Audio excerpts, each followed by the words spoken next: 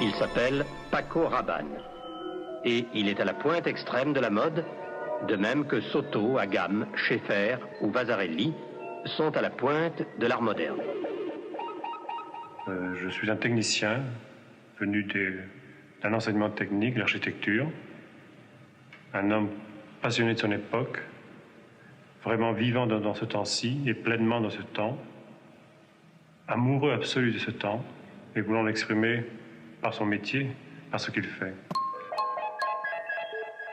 C'est le rôle d'un vêtement, c'est de charmer, c'est de provoquer l'amour chez les autres, l'amour qui est quand même le ressort de toute activité.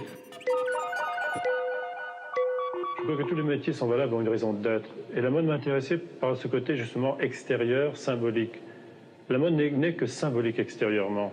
Il m'est arrivé de faire des vêtements anti-mode, de faire des vêtements très spéciaux avec des formes, des couleurs particulières pour voir la réaction sur les femmes, pour l'éprouver sur les femmes.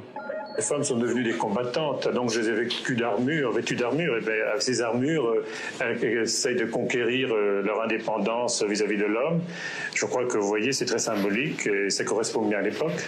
Travaillant des matériaux bizarres, je ne vais pas dans les endroits normaux qui fournissent de haute couture, alors je vais dans les ateliers, je vais dans les usines, je vais dans les endroits les plus étranges du monde. Certains des vêtements essayent de refléter en vêtements les mêmes préoccupations qu'un, par exemple, un Jules Leparc en peinture. Jules Leparc fait des sculptures, il a quitté la toile, il fait des peintures avec des morceaux de métal.